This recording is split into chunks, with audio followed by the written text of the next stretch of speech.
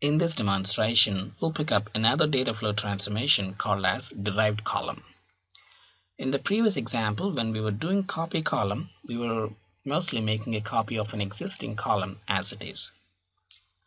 So where do we use derived column? Imagine I have this table person.person. So that has got first name, last name, and middle name.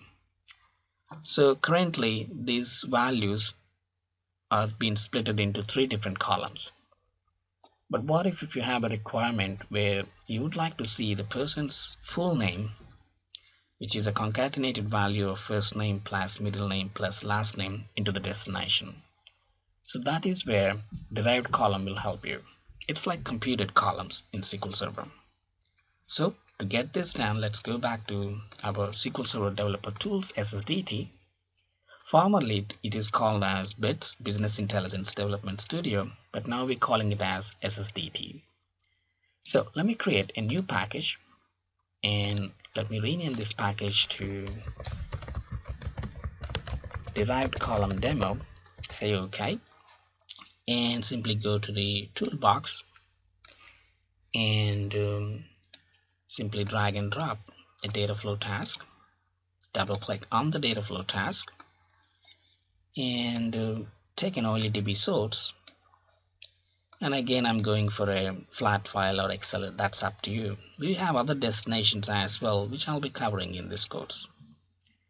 So I'm happy with my flat file destination. So what is the transformation we're planning to learn is derived column. It is under common activities, so simply drag and drop derived column. Please be noted, do not connect these activities even before you configure them.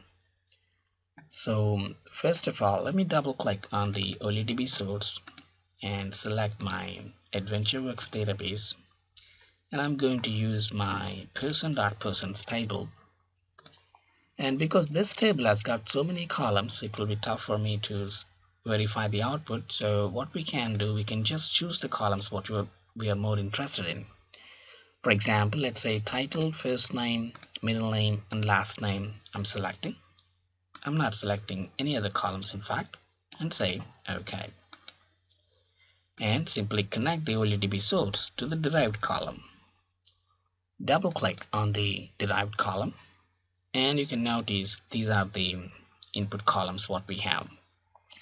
So our plan is to create a new column which should contain the full name. So that means it should be concatenated values of first name plus middle name plus last name.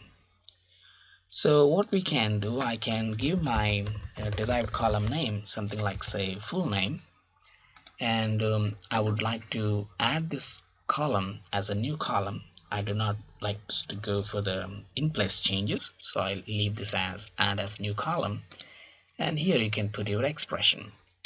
Okay, I'm going to put first name, and then I put some plus sign, and I leave a blank space.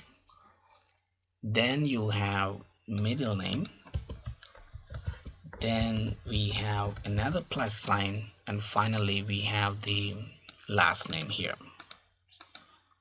And this is going to be our new column in fact. So please be noted, I have just replaced my single quotes with double quotes.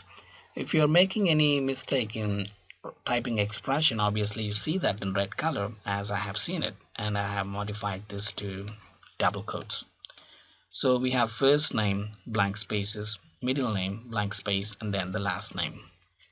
Also you can see the data type as dt_wstr. So that's how you can create as many derived columns as we can. Of course, we have a lot of SQL Server functions here. We might as well use those functions. But for this demonstration, this is a very simple derived column demonstration. So when we are trying to combine the values of first name, middle name, and last name into a new column called as full name, and I want this full name to be passed over to the destination, simply click on OK. So now connect the derived column to the destination, a flat file, and create a new flat file. Again, it's a delimited file. I'm going to put this into my outputs folder as derived column output.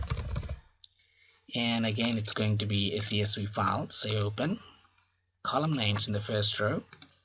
Everything is okay. Mappings, that's nice. And now you can see there's an extra column called as full name that is going to the full name in the destination. This is your input columns and these are your destination columns. You can change the mappings by simply ignoring, or you can as well select the line and press delete key. Say OK. So simply go ahead and try to save your package and then run the package. So some 19,972 rows have been passed from the source to the derived column, and then the derived column gave the same number of records back to the destination. Simply stop the execution of the package, go back to the outputs folder, and then open derived column output, and we should be able to see the full name here. You can see the first full name is Ken J. Sanchez, so I can see Ken J. Sanchez as just one column. Of course, for some of the records, the full name is coming as empty, and that's because some of the records doesn't have a middle name, so it's been null. So when you add something to a null, you get null. Of course, we will see later by using the SQL Server inbuilt functions how we can take care of such situations. So currently everything looks fine and all the 19,000 records have been copied over to my destination by having the full name. So that is how in this demonstration I've shown you how we can use derived column transformation.